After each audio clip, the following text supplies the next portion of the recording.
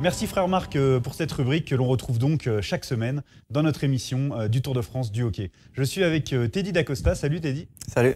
Merci beaucoup d'être mon invité dans ces vestiaires reconstitués. Je ne sais pas s'ils sont aussi jolis que ceux de Grenoble, mais bon, on essaie d'en faire des quand même sympas. Ouais, je les trouve très bien, ils sont très sympas, ça suffit largement. Voilà, et puis en plus, ton vrai casque, ton vrai maillot, on a fait les choses bien. C'est très pro, ouais. Alors comment tu te sens ici à Grenoble depuis ton arrivée? C'est un retour aux sources hein, pour toi qui revient en France. Voilà, le projet t'a séduit? Le projet, l'équipe, l'entourage, l'organisation, franchement, je suis très surpris et très, très content d'être ici. Tout va bien pour l'instant. J'espère que ça va aller de toute façon toute l'année. Mais oui, l'organisation, l'ensemble du staff et des joueurs de l'équipe, tout ça, je trouve ça vraiment professionnel et de bon augure. Le défi ici, forcément, on est dans une ville de hockey, une des deux plus grandes villes de hockey en France, on peut le dire. C'est le titre et c'est d'aller jouer la Ligue des Champions. Toi, en plus, tu as une grande expérience du hockey européen. Voilà, c'est le but que vous fixez. Bah, disons que jouer la Ligue des Champions, ça, c'est très loin déjà.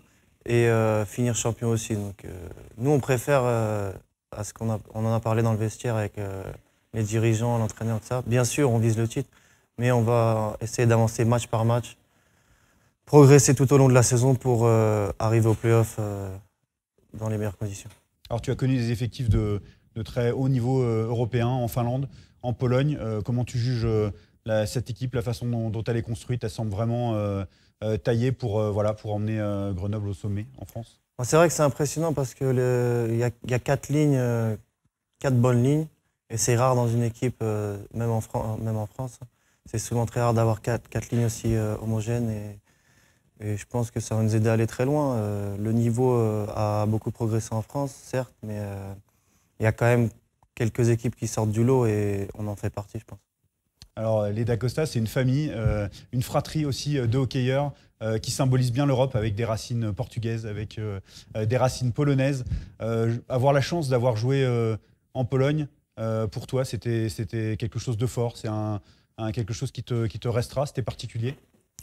Oh, ma maman est polonaise, mais oui, on faisait des camps quand on était jeunes là-bas, donc toutes nos vacances, la plupart de nos vacances, on les passait à jouer au hockey en Pologne. Donc oui, c'était une belle expérience et ça m'a fait très plaisir. Ma mère était très contente que je joue là-bas et que j'apprenne le polonais. Donc, non, c'était très sympa. Moi, après, la France m'a manqué, c'est mon pays et voilà, je suis très content d'être rentré. On connaît très peu le championnat polonais. Vu d'ici, et puis les équipes polonaises, est-ce que tu pourrais nous décrire un petit peu en niveau, en organisation et tout ça? C'est quand même assez pro, là où tu étais? Ça va, c'est pas non plus dans le top, c'est loin même du top européen, mais il y a 4-5 équipes qui sont vraiment bien et qui jouent bien, qui ont le niveau, c'est comme en Magnus. Et sinon le reste, c'est vrai que c'est moyen, c'est pas non plus, le hockey, c'est pas très reconnu non plus en Pologne, c'est comme ça, c'est dur dans certains pays, mais financièrement, organisation, c'est pas mal du tout, donc ouais, je me sentais bien quand même là. Alors la Finlande, pour le coup, là, c'est un vrai pays de hockey. C'est aussi sûrement une expérience de vie qui est particulière. C'est voilà, un pays qui a assez peu d'habitants finalement, des grandes étendues enneigées, etc. C'est humainement et sportivement, ça a été aussi des passages importants. Tu as appris beaucoup là-bas, tu t'es plu? Bah, disons, par rapport au hockey, c'est vraiment ma meilleure expérience. C'était incroyable de jouer avec il y a des stars. J'ai quand même joué quelques matchs avec Patrick Laine à Tappara. Et c'est des trucs qu'on n'oublie pas, l'air de rien. Donc, c'est énorme. Le hockey, je pense que il n'y a pas de comparaison, hein. J'ai jamais été en Suède ou en Russie, mais je pense que c'est à peu près ça. L'organisation, tout est parfait pour que les joueurs évoluent à un très bon niveau. Après, la vie, c'est plus compliqué. Il y a des gens qui aiment ça. Moi, j'étais pas trop fan, donc c'est d'ailleurs pour ça qu'on est parti avec ma famille, car j'avais une proposition de rester à Sport. Mais disons qu'il fait nuit, froid, pratiquement tout le temps. Donc, pour nous, les joueurs, encore, on est à la patinoire et tout ça, mais pour la famille, c'est très compliqué. Les enfants, ils commencent à être tristes et tout ça, donc c'est dur. Mais restons dans le hockey c'est parfait. Enfin. C'est vrai que les deux sont tout le temps liés. Pour s'intégrer, c'est évidemment le sport, c'est aussi à côté. La vie personnelle, la vie familiale dans les pays du Nord, peut-être encore plus en Finlande. Il faut du temps pour entrer dans le cœur des gens, pour voilà, se faire des amis, pour que les gens ouvrent leur cœur un petit peu. C'est pas dans les mentalités de base. Ah, exactement, les Finlandais sont très timides, un petit peu fermés, mais ils sont très gentils. Attention, le peuple finlandais vraiment accueille bien les étrangers, ils sont très sympas. Après, c'est vrai que c'est pas comme en France. Ils sont pas ouverts, c'est un peu plus ennuyeux, je dirais. Ils sont plus refermés sur eux-mêmes et c'est compliqué d'être là-bas avec sa famille. Alors, tu parlais du fait d'avoir joué avec Patrick Laine. Est-ce que déjà c'était impressionnant? Est-ce qu'il était très au-dessus du lot? Est-ce que humainement aussi, tu trouvais que c'était quelqu'un voilà, qui dégageait quelque chose de fort? Disons qu'au début, il est revenu de blessure, donc il était vraiment lent et tout ça, mais tout le monde voyait, même à l'entraînement, que son shoot, c'était n'importe quoi, c'était vraiment hors du commun. Et en le regardant à l'entraînement, c'est un joueur qui marque tout le temps. C'est-à-dire, il ne va pas souvent créer des jeux, mais il va être là, il va marquer, il va tout le temps marquer. C'est dans son sang, c'est dans ses gènes, je pense. Et humainement, c'est un gars exceptionnel. Vraiment très gentil. Il est vraiment pas frimeur par rapport à son talent. Il est ouvert. C'est vraiment un garçon sympa. Alors, tu as eu la chance, parce que je pense que c'est une grande chance, de jouer avec ton frère en équipe nationale, parfois même sur la même ligne. Ça, c'est vraiment un rêve de gosse. Je sais que votre famille a tout fait pour que vous puissiez voilà, vivre votre rêve de hockey, d'ailleurs tous les trois, hein, parce qu'il n'y a pas que tous les deux, même si on vous connaît un petit peu plus. C'est une aventure familiale et avec des grands moments, comme le fait de jouer tous les deux. Bon, disons que oui, c'est grandement grâce à nos parents qu'on est arrivé là. Hein. Comme je le disais tout à l'heure, on faisait des camps l'été en Pologne, on s'entraînait pendant 3 semaines, 3 heures par jour, alors que d'autres enfants allaient en vacances.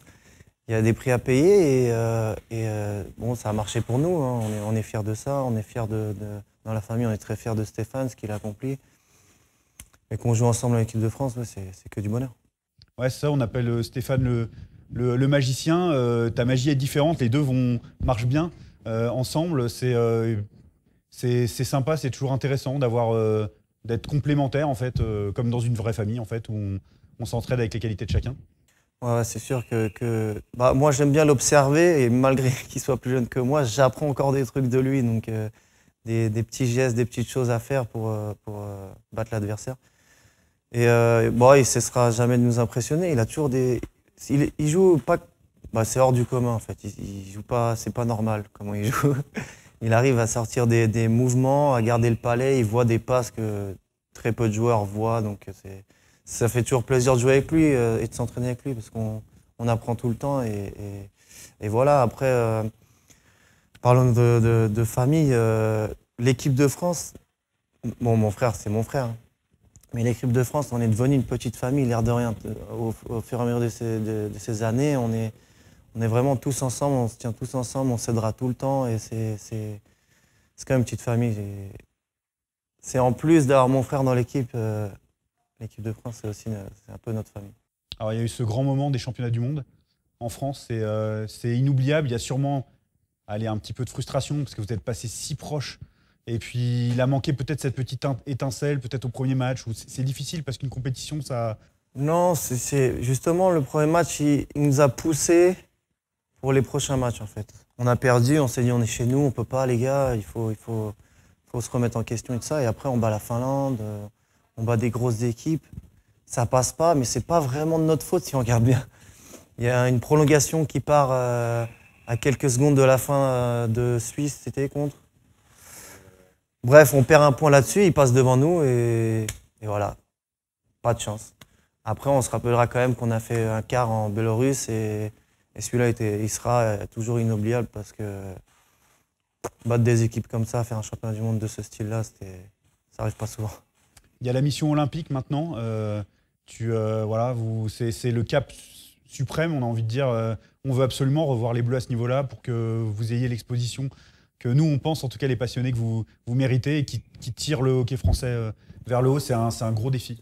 C'est un gros défi. C'est le truc qui nous reste à travers la gorge contre l'année dernière, c'était ou il y a 2 ans? la qualif en Norvège. Je crois qu'il y en a eu 2 ou 3 ans de suite où vous la loupez à un but. Ouais, mais là c'était incroyable. Je pense qu'on était meilleurs qu'eux alors qu'on n'était vraiment pas aidés par rapport à l'arbitrage. On joue chez eux. Oh, on a tout donné. Et là, on prend une pénalité à la fin, on prend un but. Et celui-là, il nous a fait vraiment mal. Parce qu'on sortait d'une prépa où on s'est dit on donne tout, on travaille tous ensemble, on va la chercher, celle-là, c'est notre moment. Et c'est pas passé, donc maintenant, c'est long tous les 4 ans, donc on ne sait pas si on va être dans l'équipe, on sait pas.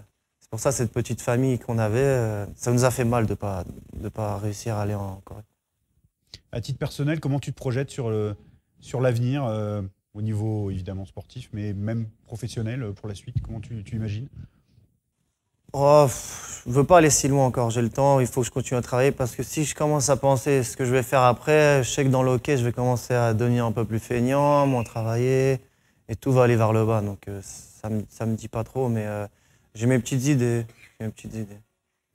Bah, c'est bien, je voulais te remercier beaucoup d'avoir été mon invité et puis qu'on ait eu cet échange très intéressant.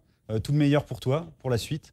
Merci. Et puis à tous les gens qui nous regardent, continuez de nous soutenir. On défend le hockey francophone avec ferveur. On est content d'avoir des gens comme Teddy qu'on peut mettre en valeur. Continuez de nous suivre sur les réseaux sociaux. Et puis voilà, vous aurez toutes les autres émissions sur YouTube, sur cette chaîne, au fur et à mesure. Donc voilà, merci à tous et puis à très vite. Salut le hockey franco, c'est Fred. N'oubliez pas de nous suivre sur les réseaux sociaux et de vous abonner à la chaîne. Et activez la cloche si vous voulez ne rien louper. À la prochaine!